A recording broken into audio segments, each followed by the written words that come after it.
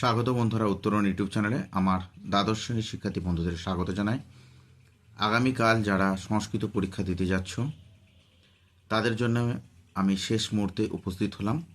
তোমরা প্রত্যেকেই জানো যে history of classical and modern Sanskrit literature অর্থাৎ সংস্কৃত সাহিত্যের ইতিহাস থেকে তোমাদের 2 নম্বরের 6টি প্রশ্ন থাকবে পরীক্ষায়। তন্মধ্যে তোমাদেরকে 3টির উত্তর দিয়ে আসতে হবে। তাহলে সংস্কৃত সাহিত্যের ইতিহাস থেকে পূর্ণমান 6, 2 নম্বরের প্রশ্ন 6 নম্বরের থাকবে। কটি করে আসতে হবে? 3টি। প্রশ্ন কটি দেওয়া থাকবে? 6টি। তন্মধ্য থেকে তোমরা প্রত্যেকেই জানো যে আয়ুর্বেদ শাস্ত্র, চরক সংহিতা, সুশ্রু সংহিতা, নলচম্পু, ভরতচম্পু, বাণভট্ট, দণ্ডী, এই সমস্তগুলো তো দেখে যাবে। সেই সঙ্গে তোমরা প্রত্যেকেই জানো যে স্ক্রিনেতে দেখতে পাচ্ছ আধুনিক বাঙালি সংস্কৃত সাধক ও সাহিত্যকৃতি। এখান থেকে প্রশ্ন আসবে পরীক্ষায়, কালকেই দেখতে পাবে, যেগুলির মান হবে 2, প্রশ্নমান 2। 2টো বা 3টে প্রশ্ন আসবে এখান থেকে, ধরে রাখো নিশ্চিত। 2টি প্রশ্ন একদম কম্পালসারি আসবেই। সেই 2টি প্রশ্ন যেন তোমরা কমন পাও, তার জন্য আজকে মাত্র 14টি প্রশ্ন নিয়ে উপস্থিত হয়েছে।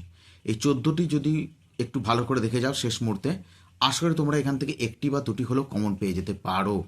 আর সেই সঙ্গে তোমরা সাহিত্যের ইতিহাস থেকে বাণভট্ট, দণ্ডী, সুশ্রু সংহিতা, চরক সংহিতা এগুলো দেখে যাবে। তাই সময় না নষ্ট, আজকের প্রথম প্রশ্ন চলে যাচ্ছে বন্ধুরা। দরকার হলে তোমরা স্ক্রিনশট নিয়ে নিতে পারো। পশ্চিমবঙ্গের কয়েকজন আধুনিক সংস্কৃত সাধকের নাম লেখো। পশ্চিমবঙ্গের কয়েকজন আধুনিক সংস্কৃত সাধকের নাম হলো ক. শ্রীজীব ন্যায়তীর্থ, খ. রমা চৌধুরী, গ. সিদ্ধেশ্বর চট্টোপাধ্যায়, ঘ. তারাপদ চট্টোপাধ্যায়। তারপরে চলে এলাম দ্বিতীয় প্রশ্ন। ভিভিআই নাট্যকার সিদ্ধেশ্বর চট্টোপাধ্যায় কতগুলি নাটক রচনা করেন?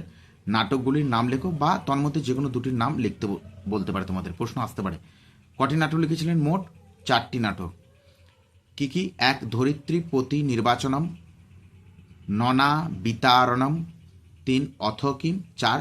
স্বর্গীয় হসনম। চলে যাচ্ছি পরের প্রশ্ন। সীতানাথ আচার্যের 2টি কবিতার নাম লেখো যা বন্দনামূলক। 1. সরস্বতী বন্দনা, 2. মহানুভাব প্রশস্তি। পরের প্রশ্ন। ননা বিতারণম রচয়িতাকে। কী ধরনের নাটক? ননা শব্দের অর্থ কী? ননা বলতে কি বোঝানো হয়েছে? নাটকটিতে কোন ভাষা বিতারণের কথা বলা হয়েছে? রচিত হচ্ছেন সিদ্ধেশ্বর চট্টোপাধ্যায়, নাট্যকার সিদ্ধেশ্বর চট্টোপাধ্যায়।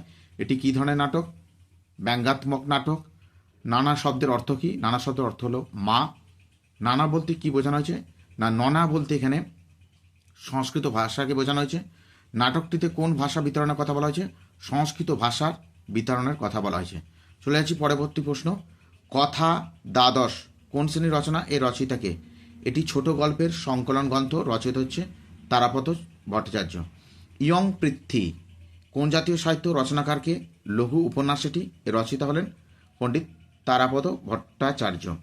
পরের প্রশ্ন। মৈত্রী কার রচিত? এই গল্পের নায়ক নায়িকার নাম কি? রচয়িতা হলেন পণ্ডিত তারাপদ ভট্টাচার্য, নায়ক হলেন অনাথ এবং নায়িকা হলেন মালতী। পরের প্রশ্ন।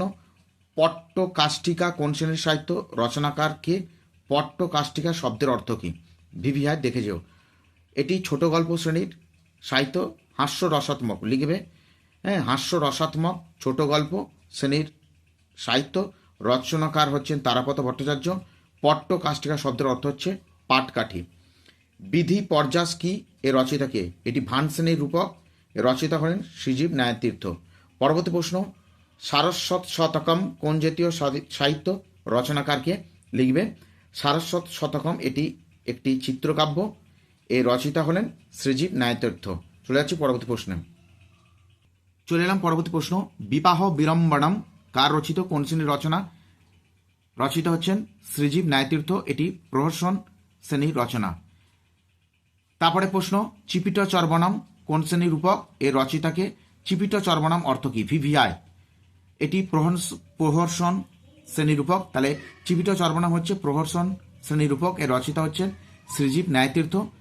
চিপিট চর্বণম শব্দের অর্থ হচ্ছে চিঁড়ে চেবানো। ভালো করে দেখে যাও বন্ধুরা। পরের প্রশ্ন। পাণ্ডব বিক্রমম কি? এর রচয়িতাকে। এতে কটি স্বর্গ আছে? এটি একটি মহাকাব্য, এর রচয়িতা হচ্ছেন শ্রীজীব ন্যায়তীর্থ, 18টি স্বর্গ আছে। অথকিম নাটকের রচয়িতাকে, এর প্রকাশকাল কত? রচিত হচ্ছেন পণ্ডিত সিদ্ধেশ্বর চট্টোপাধ্যায়, প্রকাশ করা হচ্ছে 1974। এই 14টি প্রশ্ন দিলাম বন্ধুরা, তোমরা দখলের স্ক্রিনশট নিয়ে নাও, নিয়ে বাড়িতে শেষ মুহূর্তে একটু দেখে চলে যাও। তোমরা পারলে একটু স্ক্রিনশট নিয়ে নাও, স্ক্রিনশট নিয়ে তোমরা অবশ্যই আজকের দিনটা একটু ভালো করে দেখে যাও। নিশ্চিত এই 14টা প্রশ্ন দিলাম, এখান থেকে হয়তো তোমরা কমন পেয়ে যেতে পারো দুটো। তাহলে দুটো কমন পেয়ে গেলেই আর একটা ওখান থেকে দণ্ডি, বানভট্ট বা আয়ুর্বেদ শাস্ত্র বা চম্পু কাব্য থেকে একটি প্রশ্ন কমন পেয়ে যাবে বন্ধুরা, অনায়াসে। ভালো থেকো, সুস্থ থেকো, ভালোভাবে কাল সুন্দর করে পরীক্ষা দিও।